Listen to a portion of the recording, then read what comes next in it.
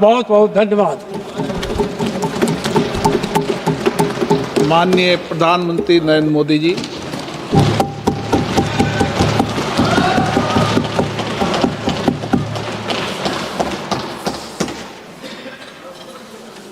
आदरणीय अध्यक्ष जी,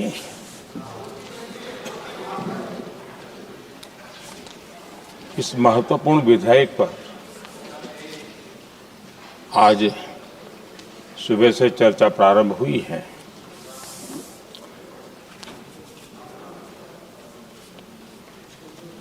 काफी साथी यहां से भी जिन मुद्दों को स्पर्श किया गया है उसको तथ्य से और तर्क से सदन को जरूर जानकारी देंगे और इसलिए मैं उन विषयों में जाना नहीं चाहता। आदरणीय अध्यक्ष जी, राष्ट्र के जीवन में कुछ महत्वपूर्ण पल आते हैं और उस समय की समाज की मनस्थिति और नेतृत्व की क्षमता उस पल को कैप्चर करके एक राष्ट्र की अमानत बना देती है, एक मजबूत धरोहर तैयार कर देती है। मैं समझता हूं कि भारत के संसदीय लोकतंत्र के इतिहास में ये वैसे ही पल है। आवश्यकता तो ये थी कि 25-30 साल पहले जब से विचार सामने आया, आवश्यकता महसूस हुई, हम इसको लागू कर देते और हम आज उसको काफी परिपक्वता तक पहुंचा देते हैं और आवश्यकता के अनुसार उसमें समय समय पर सुधार भी होते हैं और यही तो लोकतंत्र की ब्यूटी होती है। हमारी मदर ऑफ डेमोक्रेसी है, हमारी हजारों साल की लोकतंत्र की एक विकास यात्रा रही है और उस विकास यात्रा में एक नया आयाम जोड़ने का एक शुभ अवसर सदन के हम सभी साथियों को मिला है और मैंने प्रारंभ में कहा है कि हम सब भाग्यवान हैं कि हमें ऐसे महत्वपूर्ण और देश की आधी आबादी को इस राष्ट्र निर्माण की नीति निर्धारण प्रक्रिया में हिस्सेदार बनाने का सौभाग्य मिल रहा है।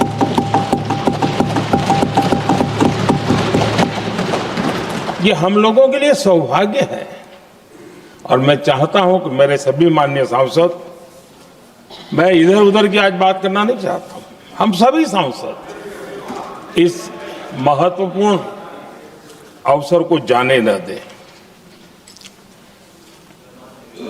हम भारतीय सब मिल करके देश को नई दिशा देने जा रहे हैं। हमारी शासन व्यवस्था को संवेदनशीलता से भरने का एक सार्थक प्रयास करने के लिए जा रहे हैं और मुझे विश्वास है कि इस मंथन से जो अमृत निकलेगा वो देश की राजनीति की भी उसके रूप स्वरूप को तो तय करने ही करने वाला है, लेकिन ये देश की दिशा और दशा भी तय करने वाला है। इतने महत्वपूर्ण मोड़ पर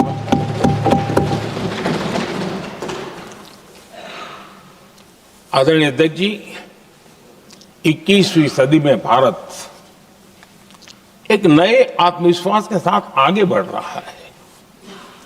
विश्व में भी आज भारत की स्वीकृति हम सब महसूस कर रहे हैं और ये हम सबके लिए गौरव का पल है।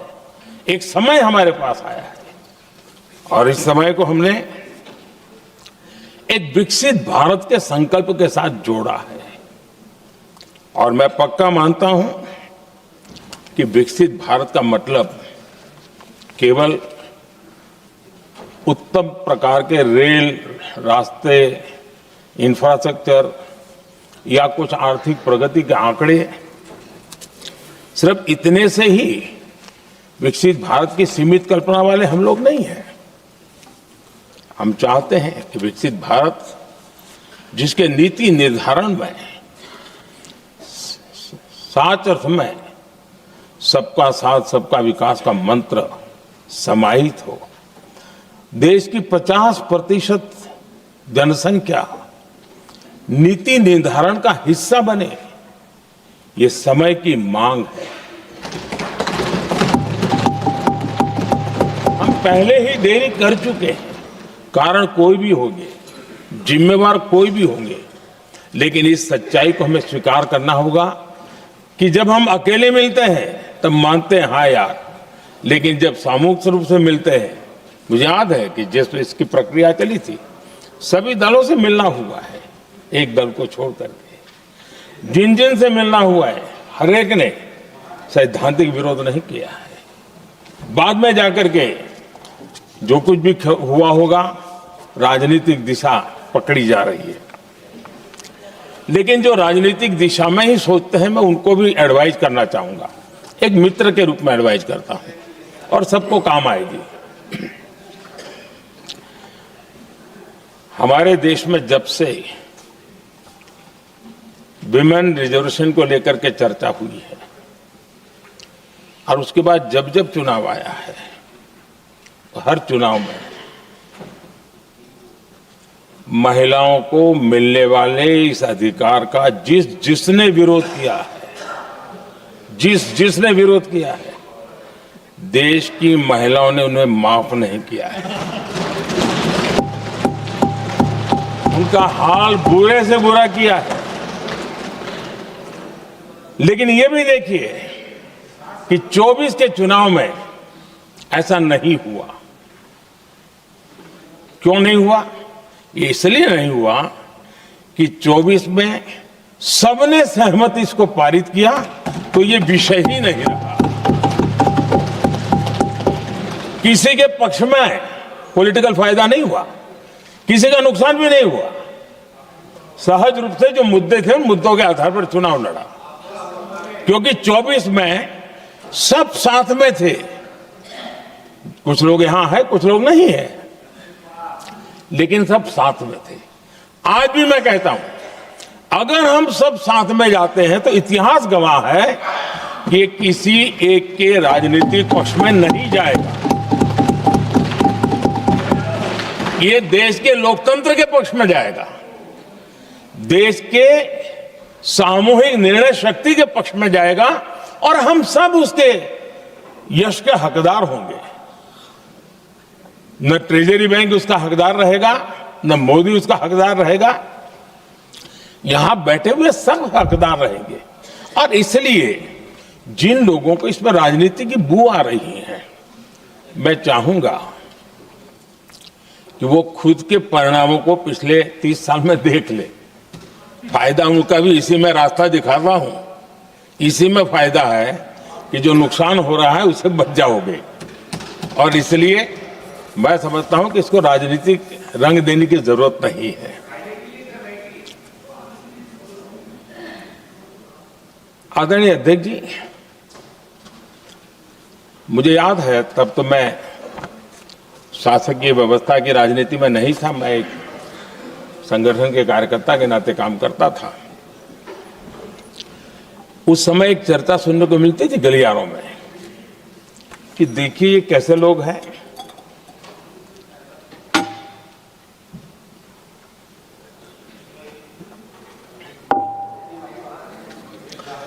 पंचायतों में आरक्षण देना है तो बहुत आराम से दे देते हैं, लेकिन आप कह रहे हैं आप कह रहे हैं तो कह रहे हैं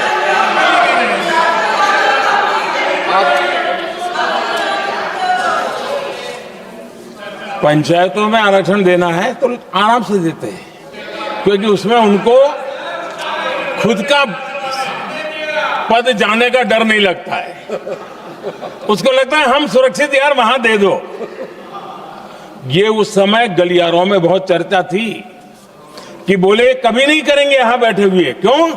क्योंकि उनका कुछ जाएगा, और इसलिए और बगे पंचायत का हो जाता है, 50% तक पहुंच गए। मैं राजनीतिक दृष्टि से और भी एक बात समझाना चाहता हूं साथियों। आज से 25 साल 30 साल पहले जिसने भी विरोध किया तो विरोध राजनीतिक सतह से नीचे नहीं गया था। आज ऐसा समझने की गलती मत करना। पिछले 25-30 साल में ग्रास रूट लेवल पे पंचायती चुनाव व्यवस्थाओं में जीत करके आई हुई बहनों में एक पॉलिटिकल कॉन्शियसनेस है। वे ओपिनियन मेकर हैं ग्रास रूट लेवल पे। 30 साल पहले वो शांत रहती थी, बोलती नहीं थी, समझती थी, बोलती नहीं थी। आज वो वोकल है, और इसलिए अब जो भी पक्ष विपक्ष होगा, वो जो लाखों बहनें कभी न कभी पंचायत में काम कर चुकी है, प्रतिनिधित्व कर चुकी है, जनता के सुख दुख की समस्याओं को गहराई से देखा है, वो आंदोलित है। वो कहती हैं कि झाड़ू कचरा वाले काम में तो हमें जोड़ देते हो, वो तो परिवार में भी पहले होता था, अब हमें निर्णय प्रक्रिया में जोड़ो। और निर्णय प्रक्रियाएं विधानसभा में और पार्लियामेंट में होती है।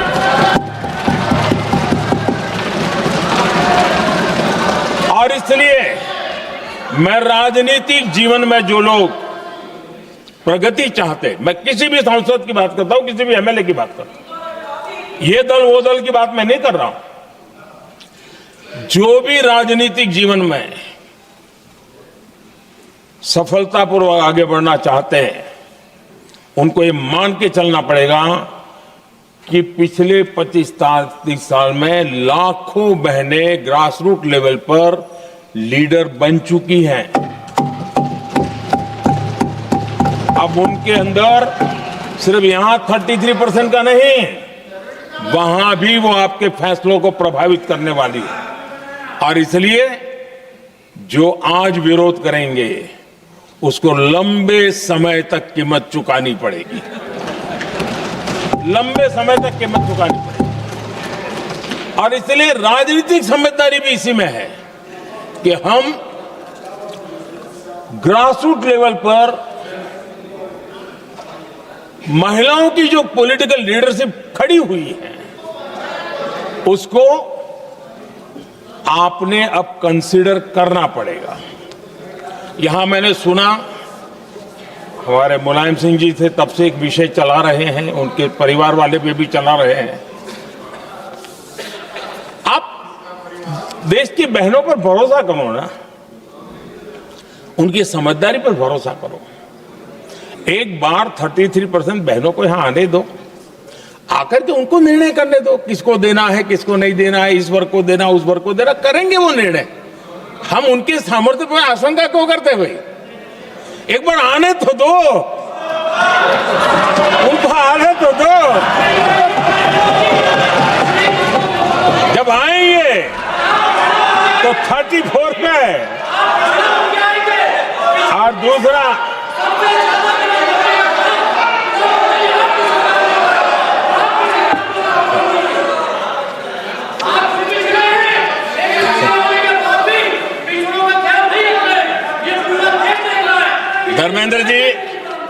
धर्मेंद्र जी, मैं आपका बहुत आभारी हूं कि आपने मेरी पहचान करा दी। ये बात सही है, मैं अति पिछड़े समाज से आता हूं।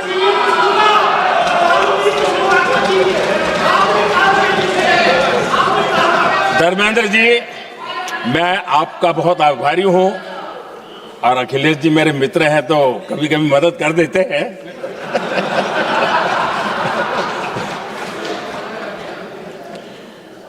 ये बात सही है कि मैं अति पिछड़े समाज से आता हूं, लेकिन मेरा दायित्व समाज के सबको साथ लेके चलने का है और यही मेरे संविधान ने मुझे यही रास्ता दिखाया है। मेरे लिए संविधान ही सर्वोपरि है और इसलिए और ये संविधान की ताकत है कि मेरे जैसा अत्यंत छोटे समाज का, अति पिछड़े समाज के व्यक्ति को इतना बड़ा दायित्व देश ने दिया।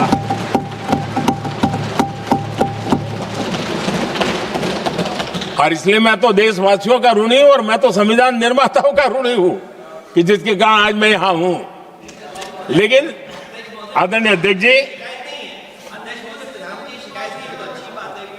पिछड़ी जाति का स्वीकार कर रहे हैं, लेकिन हम पिछड़ी जातियों के साथ अन्याय न करें, इतना निवेदन है। आदरणीय अध्यक्ष जी, आज जीवन के हर क्षेत्र में हम देखें कि नारी शक्ति देश के गौरव को बढ़ाने वाले, परचम लहराने में कहीं पीछे नहीं है जी। हम गर्व कर सकें इस प्रकार से जीवन के अलग अलग क्षेत्रों में आज हमारी माताएं बहनें बहुत बड़ा योगदान, हमारी बेटियां तो कमाल कर रही हैं जीवन के हर क्षेत्र में।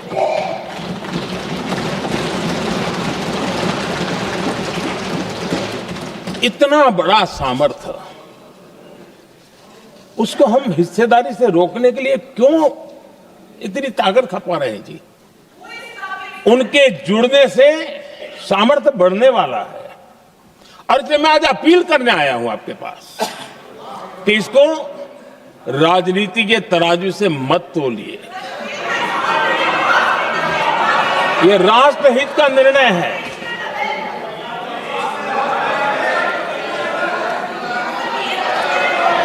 आदरणीय अध्यक्ष जी, आज का हमारे सामने अवसर एक साथ बैठ करके एक दिशा में सोच करके विकसित भारत बनाने में हमारी नारी शक्ति की भागीदारी को एक खुले मन से निर्णय करने का अवसर है, स्वीकार करने का अवसर है। और मैंने जैसा पहले ही कहा कि आज पूरा देश और विशेष करके नारी शक्ति हमारे निर्णय तो देखेगी, लेकिन निर्णय से ज्यादा हमारी नीयत को देखेगी।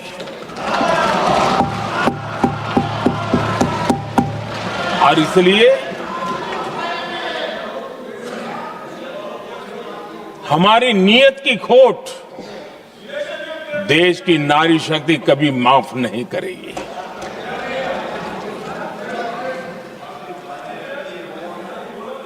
आदरणीय अध्यक्ष जी, 2023 में इस नए सदन में हमने सर्वसम्मति से एक प्रकार से इस अधिनियम को स्वीकार किया था। पूरे देश में खुशी का वातावरण बना, उस पर कोई राजनीतिक रंग नहीं लगे और इसलिए वो कभी राजनीतिक इश्यू भी नहीं बना। तो एक अच्छी स्थिति है। अब सवाल ये है कि हमें कितने समय तक इसको रोकना है। अब यहां जो लोग जनसंख्या वगैरह के विषय उठाते हैं, क्या आपको मालूम नहीं है? मैं चाहूंगा कि अमित भाई अपने भाषण में इन सारी चीजों का उल्लेख करेंगे, जब कि हमने जनगणना के संबंध में कब कब क्या क्या किया था, बाद में कोविड आया, उसके कारण क्या मुसीबत आई, कैसे रुकावटें आई, ये सारी बातें हम सबके सामने हैं, इसमें कोई विषय नहीं है। लेकिन पिछले दिनों जब हम 23 में चर्चा कर रहे थे, तब भी व्यापक रूप से बात ये थी कि इसको जल्दी करो। हर कोई कह रहा था जल्दी करो। अब 24 में संभव नहीं था क्योंकि इतने कम समय में करना मुश्किल था। अब 29 में हमारे पास अवसर है। अगर हम 29 में भी नहीं करते तो ये स्थिति क्या बनेगी हम कल्पना कर सकते हैं। फिर हम देश की माताओं बहनों को ये विश्वास नहीं बना पाएंगे कि हम सचमुच में प्रयास सच्चे अर्थ कर सकते थे। और इसलिए समय की मांग है कि अब हम ज्यादा विलंब न करें। इस दरमियान राजनीतिक दल के लोगों से, संविधान के जानकार लोगों से, जो महिलाओं में एक्टिविस्ट के नाते काम करने वाले ऐसे लोगों से भी कई चर्चाएं हुई। कुछ लोगों ने खुद होकर के भी सुझाव दिए। सारा मंथन करते करते करते, और यहां भी सभी दलों से लगातार बातें इनकी होती रही है। स्ट्रक्चर वे में हुई है, इनफॉर्मल भी हुई है, और उसमें से आखिर बना हुई एक कुछ रास्ता निकालना होगा ताकि हम हमारी माताओं बहनों की शक्ति को जोड़ सकते हैं। आदरणीय अध्यक्ष जी, मैं एक बात जरूर कहना चाहूंगा। यहां बैठकर के हमें किसी को संविधान ने देश को टुकड़ों में सोचने का अधिकार ही नहीं दिया है। जो शपथ लेके हम बैठे हैं ना, हम सबको एक राष्ट्र के रूप में विचार करना हमारा दायित्व बनता है। चाहे कश्मीर हो या कन्याकुमारी, हम टुकड़ों में न सोच सकते हैं, न टुकड़ों में हम निर्णय कर सकते हैं। और इसलिए निराधार रूप में, जिसमें कोई सच्चाई नहीं, रत्ती भर सच्चाई नहीं है, सिर्फ राजनीतिक लाभ लेने के लिए जो बवंडर खड़ा किया जा रहा है, मैं आज बड़ी जिम्मेवारी के साथ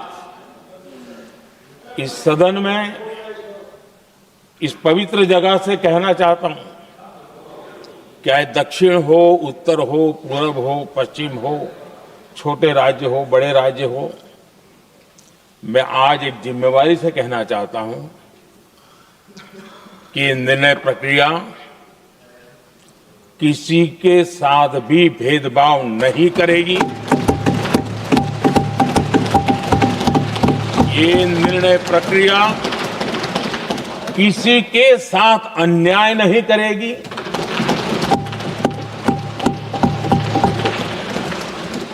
भूतकाल में जो सरकारें रही और जिनके कालखंड में जो परिसीमन हुआ और जो अनुपात उस समय से चला आ रहा है, उस अनुपात में भी कोई बदलाव नहीं होगा और वृद्धि भी उसी अनुपात में होगी।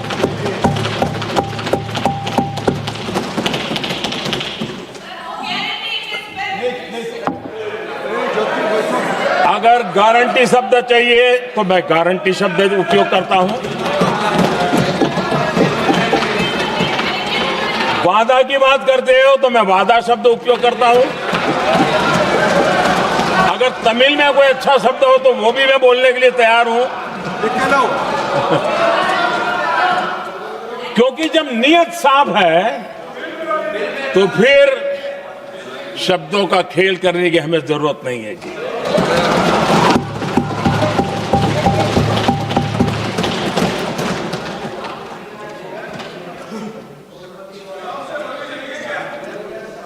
आदरणीय अध्यक्ष जी, मैं आज सदन के सभी साथियों को ये भी कहना चाहता हूं कि साथियों, हम भ्रम में न रहे।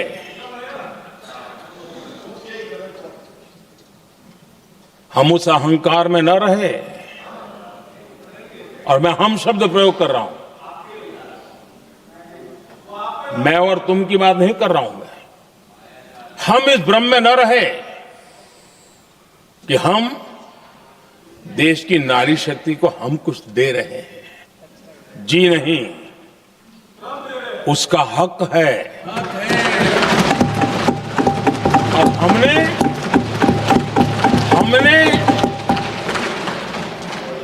कई दशकों से उसको रोका हुआ है। आज उसका प्रायश्चित करके हमें उस पाप में से मुक्ति पाने का यह अवसर है।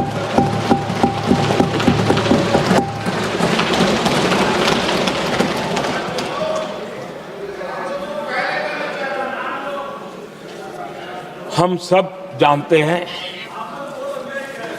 हर एक ने कैसे चालाकी की हर बार, चतुराई की। बिल्कुल हम तो इसके पक्ष में ही हैं, लेकिन हम इसके साथ ही है, लेकिन हर बार कोई न कोई टेक्निकल पूंछ लगा दी इसको और इसको रोका गया। हर बार ऐसी चीजें लाई गई है। हिम्मत नहीं है कि हम 33% महिलाओं के आरक्षण का विरोध कर पाए, वो तो जमाना चला गया। आपको करना नहीं है, लेकिन कहने की हिम्मत भी नहीं है, और इसलिए टेक्निकल बहानेबाजी, ये करो तो ये, वो करो तो वो, डिगरा करो। अब देश की नारी को नहीं समझा पाओगे। सदन में नंबर का खेल क्या होता है वो तो समय तय करेगा, लेकिन ये पक्का है कि अब इन भांति भांति के बहानेबाजी, भांति भांति टेक्निकल मुद्दों के आधार पर चीजों को उलझा करके 3 दशक तक इसको अड़ंगे डाले हमने, फंसा के रखा। आपने जो अचीव करना था कर लिया, अब छोड़ दो ना भाई। 3 दशक कम पड़ते हैं क्या रोकने में? 3 दशक तक आपने रोका, फिर भी कुछ कर नहीं पाए, तो अब तो करो।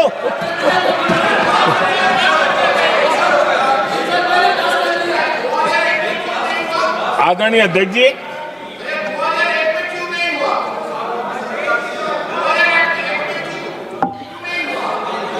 यहां कुछ लोगों को लगता है, आदरणीय अध्यक्ष, यहां कुछ लोगों को लगता है इसमें कहीं न कहीं मोदी का राजनीतिक स्वार्थ है।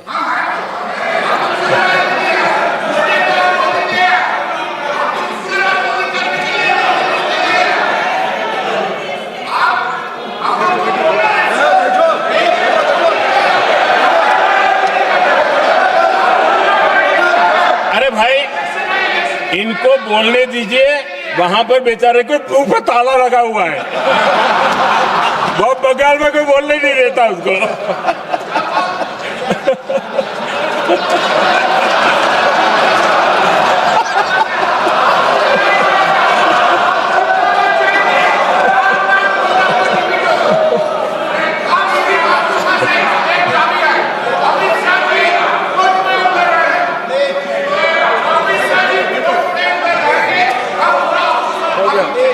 आदरणीय अध्यक्ष जी,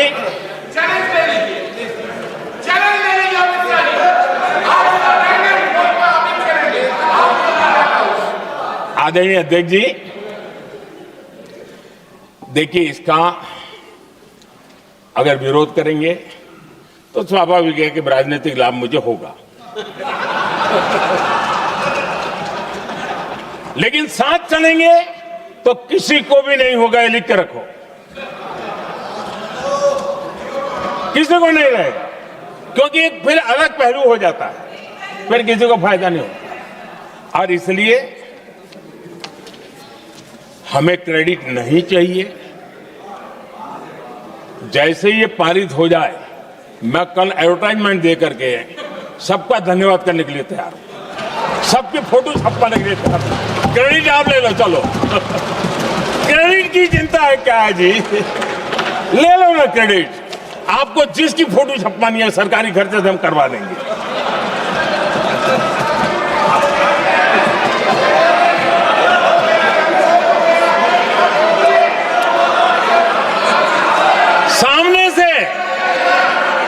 सामने से क्रेडिट का ब्लैंक चेक आपको दे रहा हूं।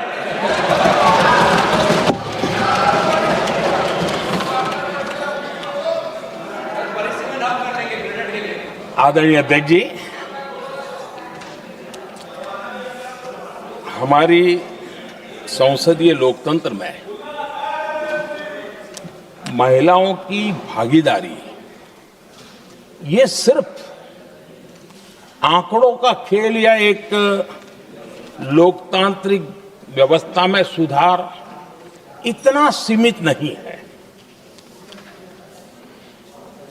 लोकतंत्र की जननी के रूप में,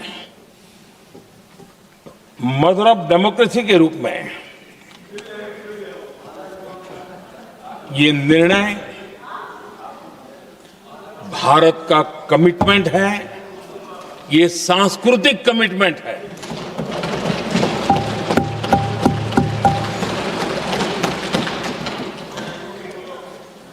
और इसी कमिटमेंट के कारण पंचायतों में ये व्यवस्था बनी और अब तो 20 से अधिक राज्य है जहां 50% हुआ है।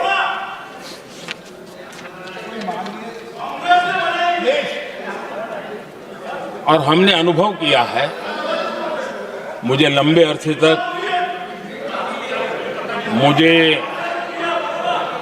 अरसे तक मुख्यमंत्री के रूप में सेवा करने का जनता ने अवसर दिया और उसी कालखंड में ग्रासरूट लेवल पर विमेन लीडरशिप को मैंने देखा है। मेरा अनुभव है कि संवेदनशीलता के साथ समस्याओं के समाधान में उनका कमिटमेंट बहुत ही परिणामकारी रहते थे, विकास की यात्रा को गति देने में रहते थे। और उस अनुभव के आधार पर मैं कहता हूं कि इस सदन में उनकी आवाज नई शक्ति बनेगी, नई सोच जुड़ेगी, देश की दिशा में एक संवेदनशीलता जुड़ेगी।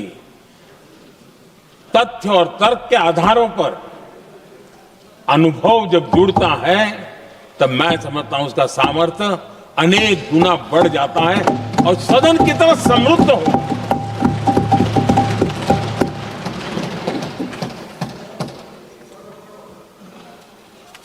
आदरणीय अध्यक्ष जी, हमारे देश में अनुभवी नारी शक्ति की कोई कमी नहीं है, सामर्थ्यवान में कोई कमी नहीं। हम भरोसा करें वे कंट्रीब्यूट करेंगे, बहुत अच्छा कंट्रीब्यूट करेंगे। और आज भी जितनी हमारी बहनें यहाँ हैं, जब भी उनको अवसर मिला है उन्होंने बहुत अच्छे ढंग से अपनी बात बताई है, सदन को समृद्ध किया है। आदरणीय अध्यक्ष जी, आज देश में वर्तमान में देश में 650 से ज्यादा पंचायतें, डिस्ट्रिक्ट पंचायत, करीब 250 महिलाएं उसका नेतृत्व कर रही और केंद्र के कैबिनेट मिनिस्टर से ज्यादा उनके पास जिम्मेवारी और धन और व्यवस्था होती है, काम करती है जी।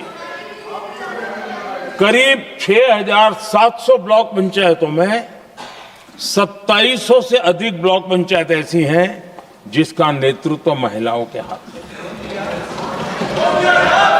आज देश में 900 से अधिक शहरों में अर्बन लोकल बॉडीज की हेड के रूप में मेयर्स हो या स्टैंडिंग कमेटी का काम देखने वाली बहनें हैं, उनकी ताकत है।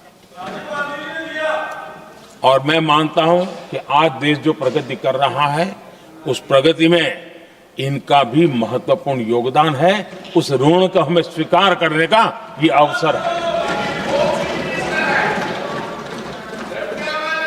और जब ये अनुभव सदन के साथ जुड़ेगा तब वो अनेक गुना ताकत बढ़ा देगा।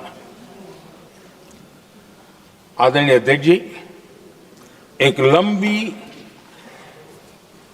प्रतीक्षा एंड एक प्रकार से हम सबके लिए सवालिया निशान पैदा हो, ऐसी परिस्थिति हम ही लोगों ने पैदा की है। ये अवसर है कि हम पुरानी जो कुछ भी मर्यादाएं रही होगी, मुश्किलें रही होगी, उसे बाहर निकले, हिम्मत के साथ हम आगे बढ़े और नारी शक्ति का राष्ट्र के विकास में उनकी सहभागिता को हम सुनिश्चित करें। और मैं पक्का मानता हूं कि अगर आज हम मिलकर के निर्णय करते हैं, और मैं तो आग्रह करूंगा कि हमें सर्वसम्मति से इसको आगे बढ़ाना चाहिए। और जब सर्वसम्मति से बढ़ता है तो ट्रेजरी बेंच पर एक दबाव रहता है जी, उनको भी लगता है भाई सबका इसमें हक है, हर एक की बात मान के चलो, कोई नुकसान नहीं है। सामूहिक शक्ति से तो अनेक परिणाम हमें अच्छे मिलते हैं। आदरणीय अध्यक्ष जी,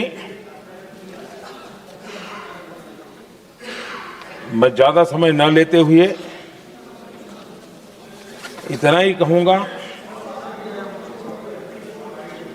कि इसको राजनीति के तराजू से न तोलें। हम जब भी कुछ निर्णय करने जा रहे हैं तो देश के इतने बड़े देश का आधा जिम्मा जो उठा रहे हैं उनका भी कोई हक बनता है यहां आने का, हमें रोकना नहीं चाहिए। और दूसरा, संख्या के संबंध में